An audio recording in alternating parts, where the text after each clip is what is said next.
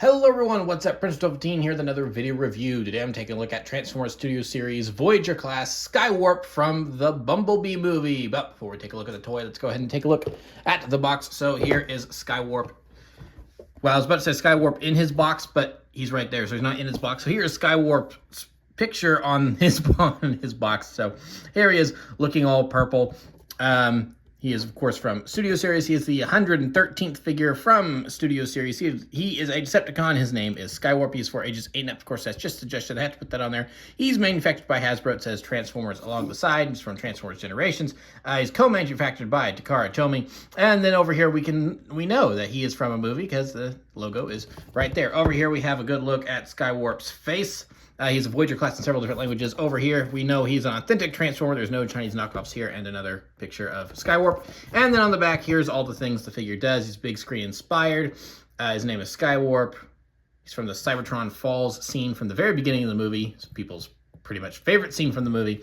He transforms in 29 steps.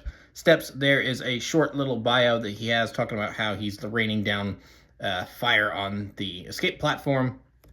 And then he comes with a display. And don't eat the figure, because that would be a big waste of money for something that you can't digest anyway. So here is Skywarp. I predicted this very easily, I will admit. Several years ago, when I reviewed the Voyager class Starscream from the Bumblebee movie, where I said, all right, get ready, we're about to get all the Seekers, and boy, howdy did we get all the Seekers. Now, I was not too interested in getting most of the other Seekers. Thundercracker was just like too blue for me. Thrust, okay, kind of interesting with the cone head, but I wasn't too over the moon about the. I know it was accurate to the movie, but I would have liked a darker green on him. But the other Seekers were like, okay, these are good, these are fine, but not really anything I'm too interested in picking up. But then I saw Skywarp, and something just about the way this paint job was done and the way the figure looks spoke to me. I'm like, okay, you know what? I think I'm going to get Skywarp. So here we have Skywarp. So he is the exact same Tetrajet form that Starscream is. Are you shocked? I'm not. So yeah, I think it's a really good plain design. So you've got all the guns on it ready to blast Autobots. Now, because of the way he was in the packaging, my front nose cone here is just a little bit bent, which I'm a little irritated by, but it's not a huge deal. But, it's just kind of a soft, malleable rubber, so it's going to end up like that. There are ways to fix that. I'm just kind of too lazy to do it. Now, an issue I do have with this mold that I didn't talk about with Starscream, I don't think, because I don't think I really discovered it until after I did that review, is that the cockpit, I don't know, it just feels like the piece on the cockpit, it looks like it's not in all the way. Do you kind of see that?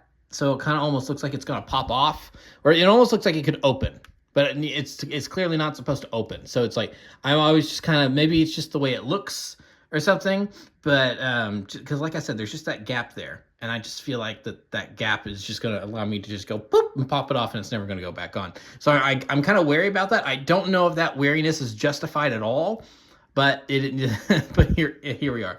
So, but yeah, no, I really like this vehicle form. I think it just looks great for the most part. The transformation is for the most part good.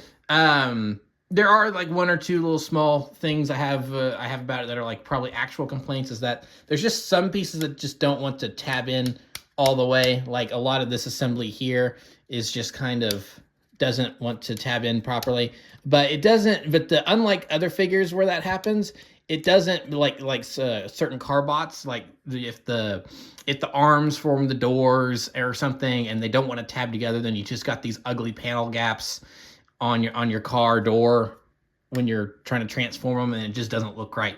That can kind of look ugly, but then the figure isn't put together properly, and so it always feels flimsy and stuff. But for the pieces on Skywarp that don't necessarily want to tab in properly, like up here, I don't think it's a huge. I mean, you don't want to do that because then that happens. But I mean, you just put that down. It's like, yeah, there's a gap there, but it's not a huge deal. I don't really think it's that big a problem. So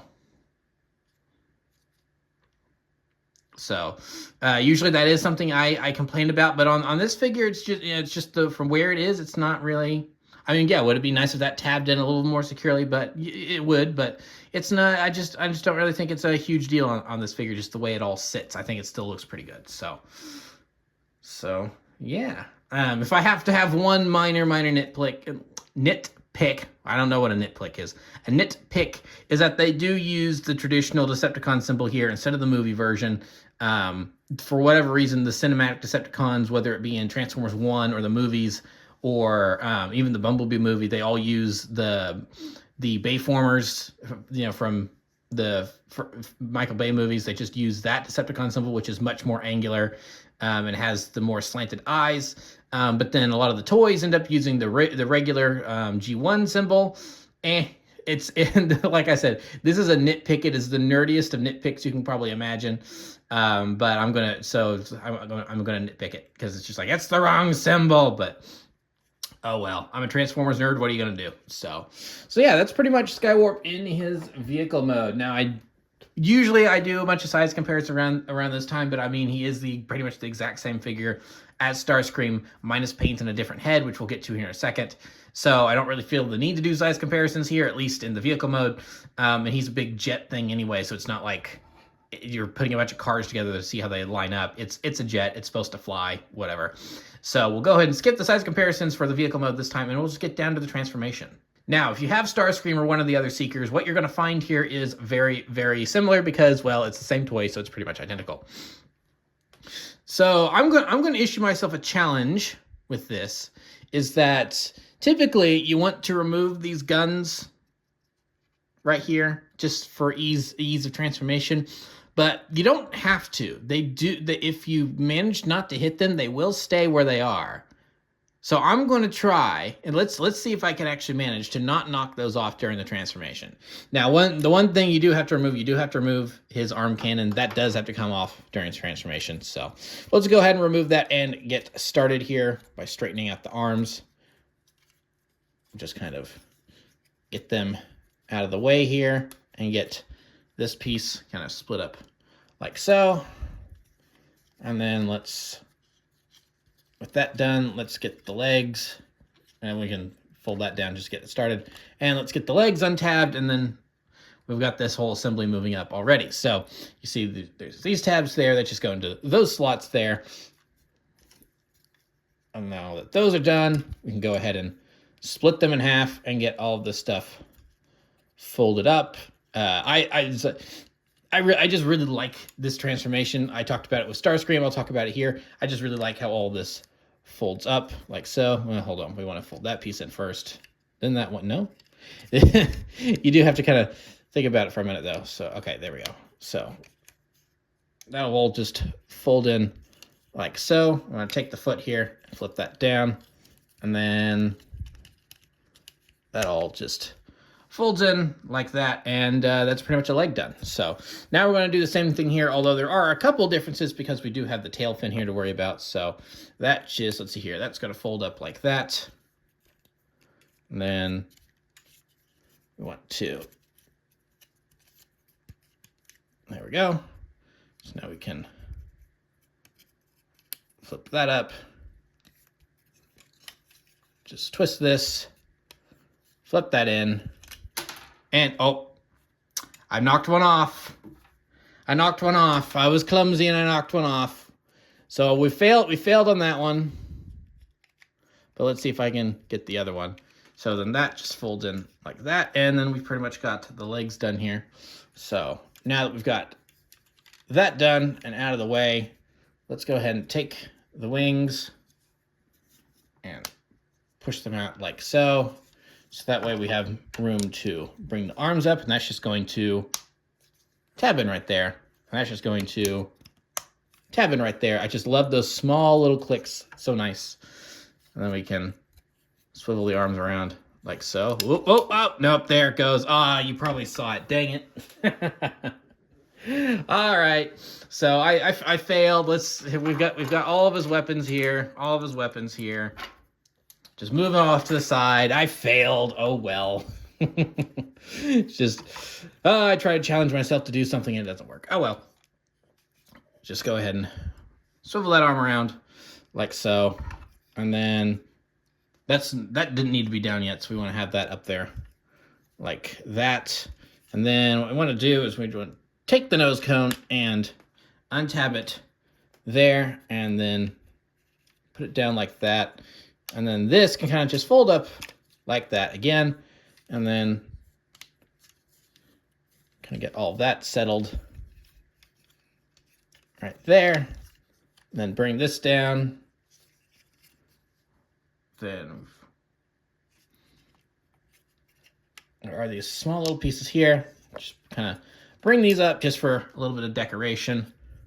And then we're kind of on the home stretch here. So we want to take his hands and just flip them out. Ooh, that went right underneath my fingernail. That hurt. So same thing over here. Hopefully I won't harm myself this time.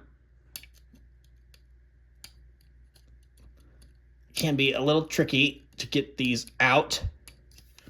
There you go. We'll have to use the same nail again. There we go. I got it. Nail's no longer on that thumb, clearly. So there we are. And then just finish up with the wings here. Just bring that up. And then now the nice thing about the wings is that there are different configurations you can put them in. So it's like, this is a look on it in and of itself. So if you really wanted to, you could leave them like this. But we'll go ahead and do what the instructions recommend, which is just folding that bit up there and pushing that down, folding that bit up there and pushing that down. So then you've got that going on. Or if you wanted to, like Starscream, you could rotate that around, have that like that if you wanted to. And then you could also push those in. So you get a lot of different options there, which I really like. But like I said, we'll go ahead and just put it in the way that the instructions have it. And then to finish off here, we'll just bring his weapons back in and tab them in place here, right where I had them.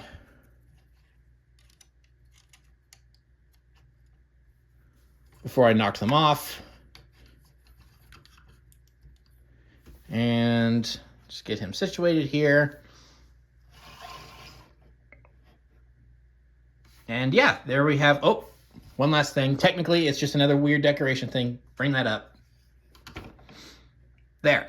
And with that, now we have Skywarp in his robot mode. And like I said, if you've got Starscream or any of the other Seekers, he's very, very familiar looking here. It's just a different coat of paint. But I must say, this different coat of paint is doing wonders for me. There is just the overall look. I was already a fan of this Seeker design, and my Starscream review is one of my longer Transformers reviews, just because I spent so long talking about how much I love the Seeker design from the Bumblebee movie.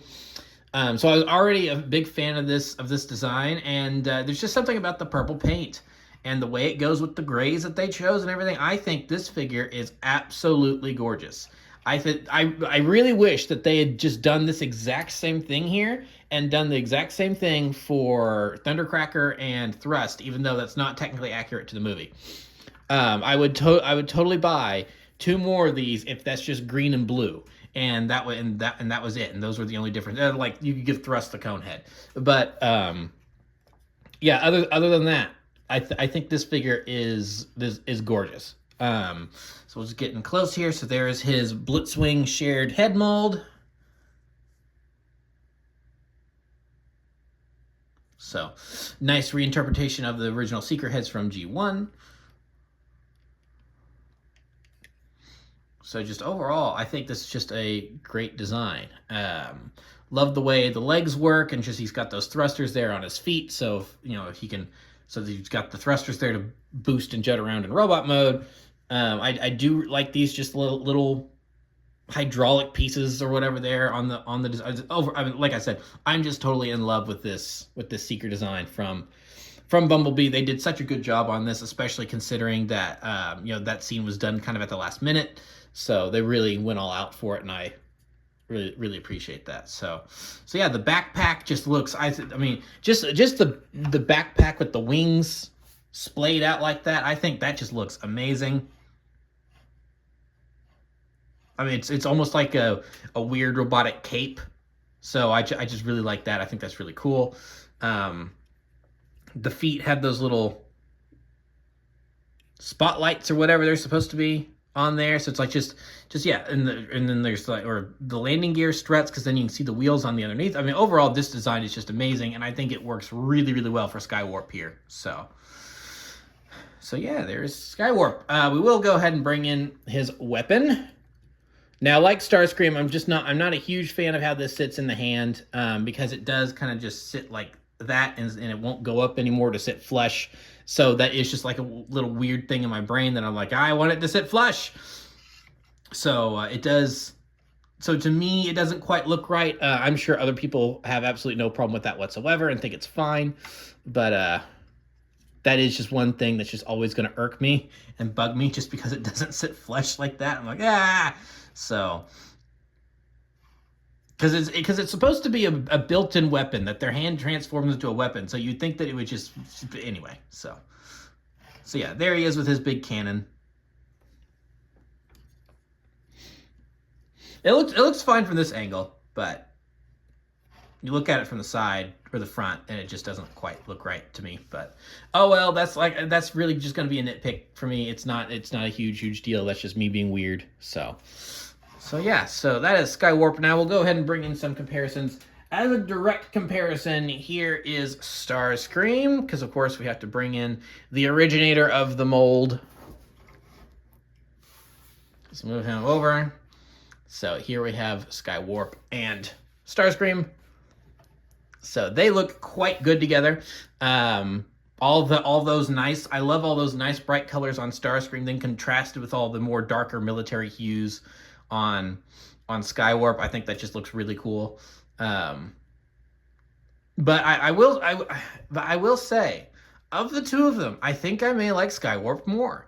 Obviously, he's the originator of the mold. I mean, it is Starscream, so obviously, this is the classic design. He's got the stripes and everything. But there's just something about the more, because this. And it fits the personality, because it's Starscream. He's very loud. He's very in your face. He's not subtle in any way whatsoever. Then you've got Skywarp over here, which is, he's a character that pops up a lot. But does he really have like a defined personality like Starscream does? I don't really think so. So the fact that his colors are a little more subdued, a little more understated, is like he does look like he blends into the background in a good way. But then when he needs to show up and look cool, boy, is he going to show up and look cool. So yeah, I really do like the way that they kind of look together there, that they clearly look like they belong, but then with just the differences in the way the color schemes are fit in, and then the fact that you can put their backpacks different, so that way the wings are just formatted differently and everything. I think, and then of course the different heads, I think that's just really cool. One big difference is that Starscream does have this clear piece here for the cockpit, while Skywarp's is a little more opaque. So I was just getting close there, so you can kind of see what I mean. And then I will say that's kind of an ugly yellow. I don't like that yellow right there, especially compared with the way his cockpit looks there. But then you actually get the matching colors on Skywarp, so that's a nice improvement. I really appreciate that on Skywarp compared to Starscream. They've pretty much got the exact same silver shins or thighs there, whatever body parts those are.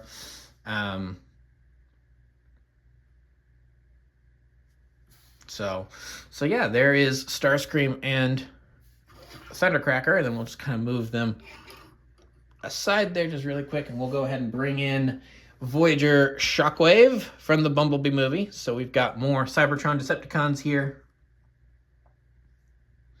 And then just as a little way to finish it off, here we have Deluxe Class Bumblebee from obviously the Bumblebee movie in his Cybertronian form. I got this guy secondhand not too long ago, so that because I pretty much had all the other Cybertron Autobots. So when the opportunity presented itself, I was like, well, I might as well get Bumblebee as well. So I'm not going to, since I got him secondhand, I'm not going to do a review on him, especially since he's an older figure at this point. So this is me just kind of showing him off, I guess, since the opportunity is coming up. So yeah, not a bad little figure, a little fiddly. The backpack is kind of meh there on the back, but I think that from the front it looks good. The paint on this one's really good. I'm pretty sure this is the Buzzworthy version, because the official release from the main Studio Series line has his battle mask up, but this one actually has his head.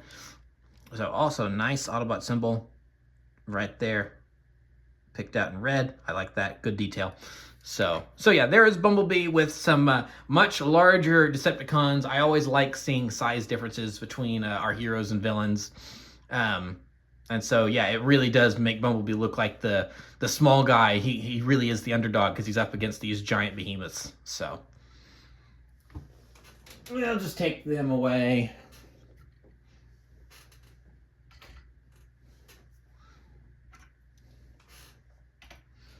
And yeah, that's pretty much it for Skywarp, but we're not quite done yet because, as I mentioned earlier, with every Studio Series figure, they do come with an included display in their box. The only problem is ever getting it out of the box because they always want to fight me. There we go. So here we have Cybertron as it's falling, and the Decepticons are taking control. So we'll just put that like that. And then, oh, the wing configuration, he does not really want to stand there. That's interesting. I've not gotten him on the display before. So yeah, with the, interesting. So we'll just put him like that then. So yeah, with this wing configuration, he does not want to go on his display. So if you want him on the display, you're gonna have to flip the wings the other way. That's kind of interesting. Huh, how about that? So I guess a knock against this figure is that with the way that the instructions tell you to display the toy, he won't fit on his display. That is an interesting oversight. Huh. I mean, I'm sure if you really wanted to, you could really get those and get them,